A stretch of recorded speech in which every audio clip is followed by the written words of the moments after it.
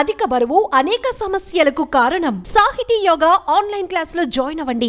నమస్తే, నేను Keshav. Welcome to Suman TV.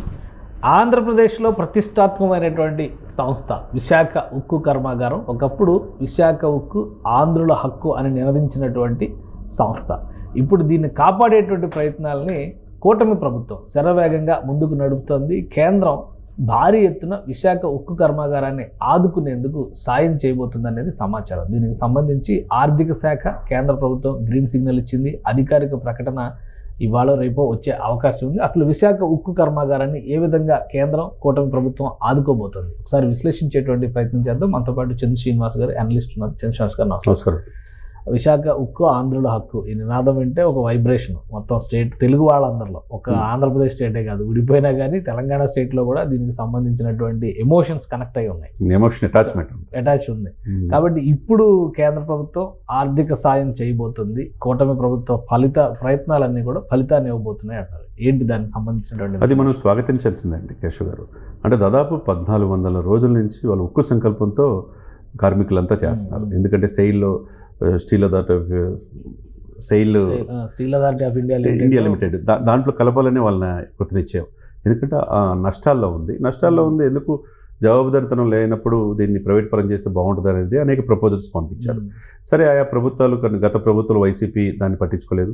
అంతకుముందు పవన్ కళ్యాణ్ గారు కూడా డెఫినెట్గా దీన్ని ప్రైవేట్ పరం కాకుండా ఆపి దీనికి కావాల్సిన స్టీల్ ఇచ్చేసే ఇది కనుక చేయగలిగితే, ప్రభుత్వం రాయితీ కల్పిస్తే ముందుకు తీసుకెళ్ళవచ్చు. వీళ్ళ భవిష్యత్తు మీద ఆధారపడిందని పవన్ కళ్యాణ్ గారు చెప్పారు. సరే, ఏదేమైనా కానీ కూటమి కూడా ఇది అధికారంలో రాకముందు కూడా విశాఖని ఉక్కుని ప్రైవేట్ పరం కానివ్వని చెప్పేసి అటు చంద్రబాబు నాయుడు గారు, పవన్ కళ్యాణ్ గారు, బీజేపీ ముగ్గురు వాగ్దానం చేశారు.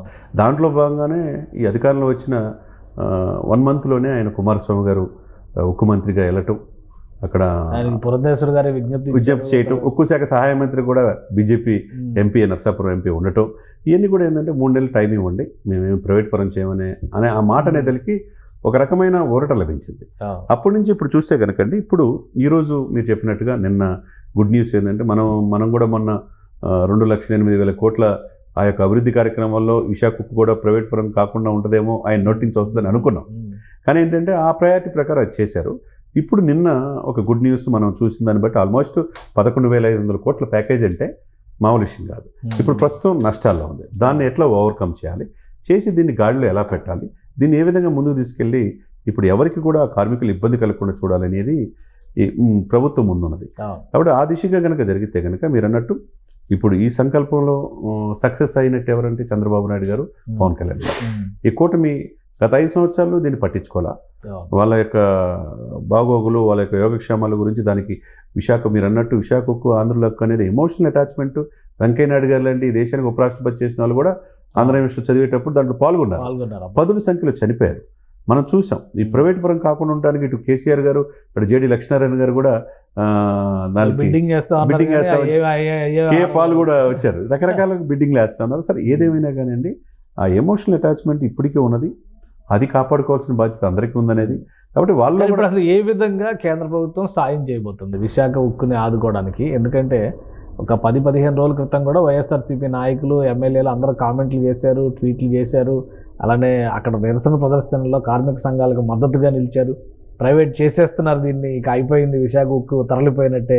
అలానే ఆర్సిలర్ మిట్టల్ స్టీల్ కంపెనీ అక్కడికి వస్తుంది అనగానే వీళ్ళే కొనేస్తారు. గతంలోనేమో పోస్కో కంపెనీ కొంటుంది అన్నారు. తర్వాత ఏమో ఈ ఆర్సిలర్ మిట్టల్ తీసుకురావడం ద్వారానే విశాఖ ఉక్కుని చంపేస్తున్నారు అన్నారు. మరి ఇప్పుడు మళ్ళీ ఆర్థిక సాయం అంటున్నారు. ఏంటి అసలు దీనిలో ఉన్నటువంటి మర్మం? ఇక్కడ ఏంటంటే ఒకటే సార్, ముందు ఆ విశాఖ ఎవరు చెప్పినా చెప్పకపోయినా అది చారిత్రాత్మక నేపథ్యం ఉన్నది. దేశానికి ఉక్కు అందించిన విశాఖది. అది ప్రైవేట్ పరం కాకూడదు అనేది అందరి మనసులో ఉన్నది. కానీ అక్కడ ఉద్యోగుల్లో కూడా జవాబుదారితనం ఉండాలి. ఇది మనదే అని భోజనం చేసుకోవాలి. అప్పులమయంగా ఉంటే ఎంతకాలం ప్రభుత్వం పరిస్థితి? ఒకప్పుడు నవరత్నాల తర్వాత దీన్ని మినీ నవరత్నాలు చేర్చారు. మరి ఆ తర్వాత ఎందుకని దీంట్లో ఉద్యోగుల జవాబుదారితనం లేకుండా పోయింది? జయప్రకాష్ నారాయణ లాంటి మేధావులు కూడా దీన్ని ప్రైవేట్ పరం చేస్తే తప్పు లేదనే పరిస్థితికి ఎందుకు వచ్చింది? కాబట్టి వీళ్ళలో కూడా జవాబుదారితనం రావాలి.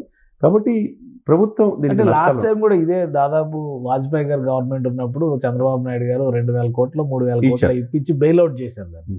మళ్ళీ ఇప్పుడు నష్టాల్లోకి వెళ్ళింది. ఇప్పుడు మళ్ళీ బెయిల్అవుట్ చేస్తారు. తర్వాత ఏంటి పరిస్థితి? లాస్ట్ 3 yearsలో కూడా ఒక 600 కోట్లు ఇచ్చారు కేంద్ర ప్రభుత్వం. దీన్ని ముందు జిఎస్టీ ట్యాక్స్ చేసుకోవచ్చు. కానీ ఇప్పుడు ఏంటంటే, ఇప్పుడు దీనికి అయ్యే ఖర్చు ఏంటి, ముందేంటి, స్టీల్ అథారిటీ ఆఫ్ ఇండియా లిమిటెడ్లో సెయిల్లో చేర్చాలా, లేకపోతే చేర్చే ముందుగా ఈ అప్పుల నుంచి బయటపడాలా?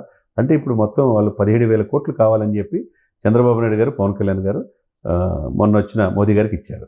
ఇప్పుడు వాళ్ళు అంతా లెక్కలు వేసుకొని దాదాపు 11,500 కోట్లు రిలీజ్ చేయడానికి, ముందు 10,000 కోట్లు, తర్వాత 1,000 కోట్లు, 11,500 కోట్లు రిలీజ్ చేయడానికి సుముఖత వ్యక్తం చేసినట్టు తెలుస్తుంది. ఇదే కనుక జరిగితే వీళ్ళ కోరిక ఇప్పుడు వరకు అకౌంటబిలిటీగా కేంద్ర ప్రభుత్వం ఆధ్వర్యంలో దీన్ని అంటే ఒక నిఘా అధిపతి కరెక్ట్గా లేకపోతే వీళ్ళ జవాబుదారితనం ఉండదు.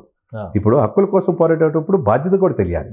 అంటే అంతే కదండి, తరతరాల నుంచి వచ్చేది ఎందుకు ప్రైవేట్ పరం చేద్దాం అనుకున్నారంటే దీంట్లో జవాబుదారితనం లోపించడం. కాబట్టి వాళ్ళకు కూడా బాధ్యత తెలియాలనే ఉద్దేశంతో కేంద్ర ప్రభుత్వం దీన్ని, ఎందుకంటే ఆర్మీ, నేవీ, ఎయిర్ ఫోర్స్ మొత్తం కూడా బేస్ ఏది హైదరాబాద్ ఎట్లయితే అభివృద్ధి చెందుతుందో విశాఖ ఆ విధంగా మిక్స్డ్ కల్చర్ ప్రజలు ఉన్నారు. కాబట్టి విశాఖ స్టీల్ కాపాడుకోవాల్సిన బాధ్యత అందరికీ ఉంది, ప్రభుత్వాలకు ఉంది. చంద్రబాబు నాయుడు గారు మొదటి నుంచి అదే చెప్తున్నారు, పవన్ కళ్యాణ్ గారు అదే చెప్తున్నారు. కాబట్టి బాధ్యత వీళ్ళు తీసుకున్నప్పుడు వీళ్ళు కూడా బాధ్యత వ్యవహరించాల్సిన బాధ్యత ఉద్యోగులకు కూడా ఉన్నది.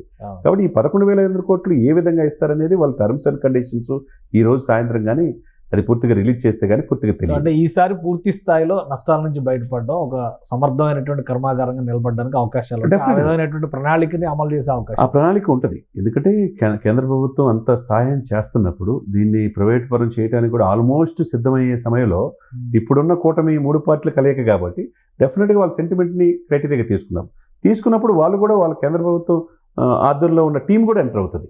ఎంటర్ అయ్యి ఒక జవాబుదారితనం ఉన్న వ్యవస్థగా విశాఖను కాపాడగలిగితే కనుక మంచి దేశానికి మంచి ఇది ఇచ్చే అవకాశం స్పష్టంగా కనపడుతుంది. థ్యాంక్ యూ చంద్ర శ్రీనివాస్ గారు. ఇది విశాఖలో ఉన్నటువంటి RINL రాష్ట్రీయ ఇస్పాత్ నిగమ్ లిమిటెడ్కి సంబంధించినటువంటి స్టీల్ ఫ్యాక్టరీని పరిరక్షించే బాధ్యత కూటమి ప్రభుత్వం తీసుకుంది. 11,500 కోట్ల రూపాయల బెయిల్అవుట్ ప్యాకేజీని సిద్ధం చేసినట్టుగా సమాచారం ఉంది. దీనిపైన అధికారిక ప్రకటన వచ్చిన తర్వాత నష్టాల్ని నివారించడంతో పాటు రాబోయేటువంటి రోజుల్లో ప్రధానమైనటువంటి ముడి సరుకు వనరుగా చెబుతున్నటువంటి మ్యాంగనీసు, అలానే ఇనుప ఖనిజాలు లభించేటువంటి గనుల్ని విశాఖ స్టీల్ ప్లాంట్కి కేటాయించేటువంటి ఆలోచన కూడా కేంద్రం చేస్తుంది. ఆంధ్రప్రదేశ్ ప్రభుత్వం చేసినటువంటి విజ్ఞప్తిని సానుకూలంగా పరిశీలిస్తున్నట్టుగా ఒక సమాచారం ఉంది. దీంతో పాటు రాబోయే రోజుల్లో 2 బ్లాస్ట్ ఫర్నిచర్లు పనిచేయని స్థితిలో ఉన్నాయి, వాటిని కూడా వినియోగంలోకి తీసుకురావడానికి కావాల్సినటువంటి కార్యాచరణ ప్రణాళికని కేంద్రం ప్రకటించబోతుంది. ఈ బడ్జెట్లో లేదా ఈ ఆర్థిక సంవత్సరానికి ఇవ్వబోయేటువంటి సాయంలో భాగంగా ఇమీడియట్గా విశాఖ ఉక్కు కర్మాగారాన్ని ఆదుకునే చర్యల్ని కేంద్ర ప్రభుత్వం ప్రకటించబోతోంది. కాబట్టి రాష్ట్రంలో ఉన్నటువంటి కూటమి ప్రభుత్వం సాధించిన విజయంగా దీన్ని విశ్లేషిస్తున్నారు చంద్ర శ్రీనివాస్ గారు. ఇది special discussion. Keep watching. Suman టీవీలో మీ పర్సనల్ అండ్ బిజినెస్ ప్రమోషన్స్ కోసం కింది నెంబర్కి కాంటాక్ట్ చేయండి.